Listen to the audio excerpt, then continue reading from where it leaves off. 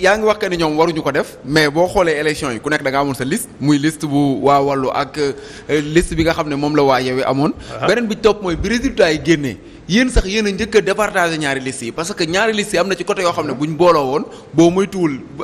niñ doon compter dina wuute parce que bi ñu xoolee ci nombre de voix ñoom ñu leen ëppale ay voix te pourtant yéen a leen ëppale ay députés donc cela veut dire que ni kon départager nañ leen même ci résultats yi nga xam ne moom la ñuy joxe. donc kon mënu leen ko invalider ci bi ñuy compter voix yi parce que ñoom ñu leen ëppale ay voix je le rappelle encore une fois. tey ngeen ñëwaat ne dañoo war a installer ngeen ni dañoo war a booloo. déedéet xam nga lu tax. mooy ñoom ñoo ñu xamal ne dañoo def intercoalition ñoom ñoo bokk gis-gis ñoom ñoo ànd campagne ensemble. conseil constitutionnel ne reconnaître wul intercoalition. non conseil constitutionnel mënu ko reconnaître. dès lors que au départ ñoom defuñu woon seen intercoalition bi ñu yox mais ba ñu demee ba si biir dañu woon sénégalais yi ne woteel lañu parce que ñun ñoo bokk gis-gis. ñoo bokk vision loolu. ñoo bokk programme ñoo bokk programme donc bu ñu ñëwee ba assemblée nationale ñu fay def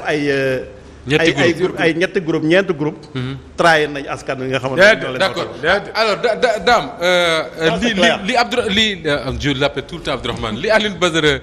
Diouf jàpp moo di ne su fekkee ne Yewwi Askan Wi ak waa Wallu dañu def 3 groupes dañu trahir li nga xam ne moom lañ digg woon ak askanu Sénégal maanaam bu ñu demee assemblée dañ fexe dépense yi di wàññeeku du ñu bokk au conseil des collectivités territoriales affaires yooyu mais am na ñu bari ñu ne ñoom li ñu gis mooy le contrôle du bureau de l'Assemblée et am le nombre de présidents de groupe bu mat ñett wala ñeent dafay am incidence ci bureau ba te moom mi expliqué na ko nan la war a demee. mais est-ce qu'on peut avoir l'un sans l'autre. voilà merci beaucoup Moustapha d'abord dafa am loo xam il faut ma teggi ko parce que li mu wax demewul noonu. non système bootante la woon. maanaam boot ma fi nga am doole ma boot la fi ma am doole. système bootante xamalu ko andi. c'est parce que dañoo am un mode de scrutin boo xam ni. ci département yi majoritaire moo fa am. te soor ñàkkee département yu bari. sur la majoritaire des départements doo am doole assemblée nationale la nga doon viser pour ëppale député parce que kuy jongante da ngaa bëgg a ëppale. kon l'alliance stratégique qu'il y avait entre Yewwi et Wallu c'était pas une alliance programmatique c'était une alliance stratégique mooy wax alliance programmatique mooy du par exemple Yewwi nii la gisee ni bu jëloon réew mi noonu la koy doxale parce que assemblée nationale loolu du rôle am l'assemblée nationale son rôle c'est de contrôler l'action du gouvernement de nous voter des projets de loi et des propositions de loi may ma rek ma ñëw Moustapha pour mu leer quoi donc li ñu doon ànd ñoom ñaar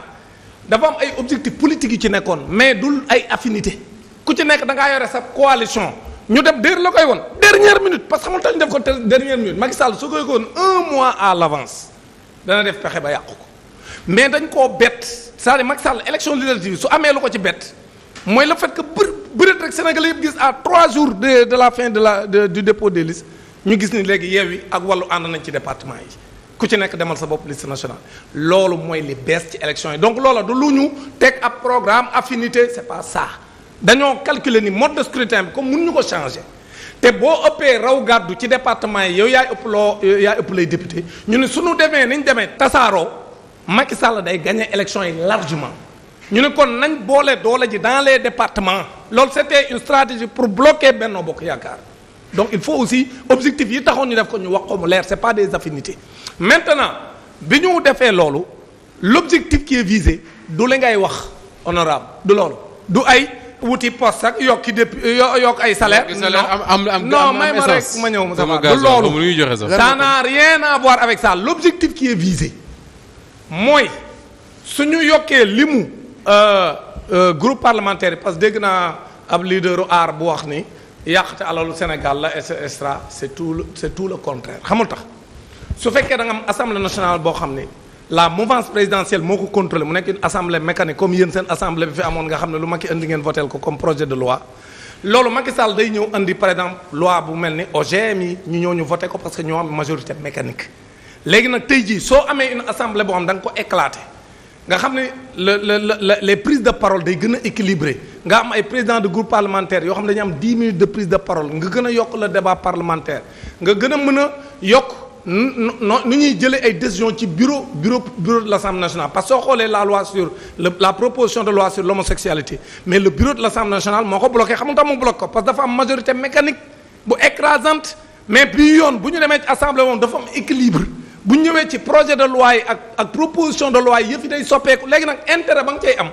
salaire yooyu ñuy wax ne da caa yokk intérêt ba ñuy am ñun Sénégal mu ngi ko ëpp xam nga nu ko ëppee kenn dootul maanaam assemblée bu nasax boo xam ne bu yenn proposition de loi yu amal njëriñu réew mi ñëwee dañ koy bloqué dañ koy mën a bloqué bii yoon day jafe pour ñu bloqué ko bu ñu amee également ay proposition ay projet de loi yoo xam ne état yónnee noo leen ko pour ñu voté ko su baaxul dañ koy mën a bloqué bu ñu amee tamit également au niveau de l'Assemblée nationale et des commissions d'enquête parlementaire day am plus de sérieux par rapport ak li ñu amoon nga xam ne les commissions d'enquête parlementaire amul woon benn sérieux maanaam amul benn commission d'enquête parlementaire bu aboutir à des résultats probants loolu la Sénégalais yi gëm léegi dañoo bëgg Sénégalais yi vote bi ñu voté dañoo bëgg mu feeñ ci ni assemblée bi doxee donc loolu Yewwi ak Wallu suñ ko defee c'est une bonne stratégie pour mieux contrôler l'action du gouvernement mais également pour mettre en place des commissions parlementaires yoo xam ne dinañ mën a def saytu ci jafe-jafe yi nga xam ne moom la Sénégalais yi dund donc du ay salaire moo intéresse nit ñi parce que yokk ñeenti nit ñuy calculer naan non dina mat 1 milliard luy 1 milliard wala 1 milliard ak lu teg par rapport ak li nga mën a. 1 milliard non wala li nga mën a saytu ci alal joo xam ñi ngi koy yàq te bés bu nekk des centaines de milliards ñu koy jàllale à l'Assemblée nationale boo xam si une majorité écrasante moo fa am soo ko mënee bloqué di contrôler l'action du gouvernement mais loolu la nga cay gagné jar na ko donc loolu. D'accord. Moi je pense que c'est une stratégie efficace. Et il faut aller dans ce sens parce que ñoom xam ban jafe-jafe la ñu am. ñoom pour ñu éclater ñoom côté yëpp dañoo am problème. pour ñu fal seen problème c'est-à-dire ñoom seen problème lu tax li ñee di def mënuñu ko def parce que bu ñu ko bëggee éclater danaan am jafe-jafe dana am xëccoo seen biir mën na leen a yàqal ca vote ya bu ñu booba parce que ñoom xamuñu ba léegi ndax am nañ certitude parce que am na ku ne ma sax ci bu ñuy dem assemblée dañoo bëggoon regrouper seen i député pour ñu demandoo beneen bi mooy am nañ ay député au niveau de la